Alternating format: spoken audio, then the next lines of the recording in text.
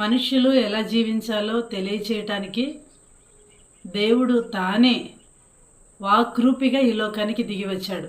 ఆ మాట సజీవమైనది, మనుషుల జీవితాల్లో పరివర్తన తీసుకొస్తుంది అనడానికి నేనే రుజువు. ఆ మాటే బైబిల్ గ్రంథంలో వ్రాయబడిన దేవుని వాక్కులు. వాటిలో ఒకటి ఈ సమయంలో మీకు జ్ఞాపకం చేయడానికి ఇష్టపడుతున్నాను. యోహాను మొదటి పత్రిక 4వ అధ్యాయం 20వ వచనం. ఎవడైనను నేను దేవుణ్ణి ప్రేమించుచున్నానని చెప్పి తన సహోదరుని ద్వేషించిన ఎడల అతడు అబద్ధికుడగును. తాను చూచిన తన సహోదరుని ప్రేమింపని వాడు తాను చూడని దేవుని ప్రేమించలేడు. దేవుడు అనబడినవాడు మనుషులందరికీ ఇచ్చిన ప్రాథమిక సూత్రం, విలువ ఏంటంటే నిన్ను వలె నీ పొరుగువారిని ప్రేమించు.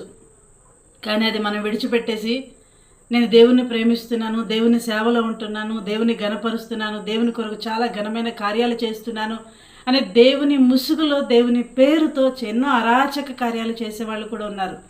కానీ దేవుణ్ణి ప్రేమిస్తున్నాను అంటే నిజమైన అర్థం ఏంటో బైబిల్ గ్రంథం మనకు తెలియచేసింది కదా.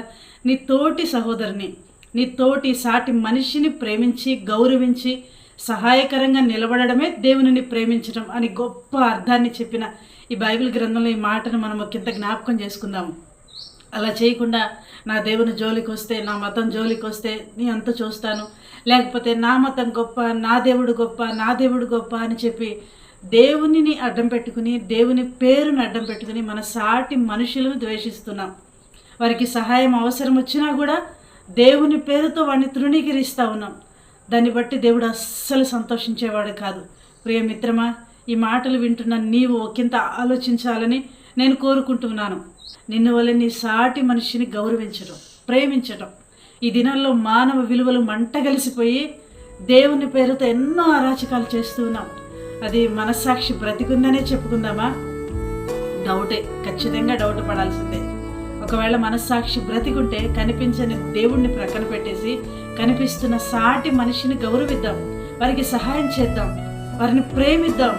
అలా చేసినప్పుడే మనం దేవుణ్ణి గౌరవించినట్లు, దేవుణ్ణి ప్రేమించినట్లు అని పరిశుద్ధ గ్రంథమైన బైబిల్ తెలియచేస్తూ ఉంది. దేవుడు అని పిలువబడేవారు ఎవరైనా కూడా ఇదే మాట చెప్పారు.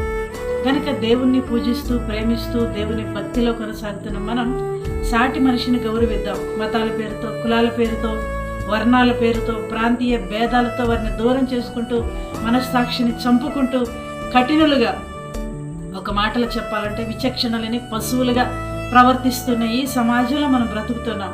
కానీ నీవు నేను పశువుగా ఉండకుండా మనిషిగా ఉండాలి అంటే ఖచ్చితంగా దేవుడు చెప్పిన విలువైన మాటను మనం పాటించాల్సిందే.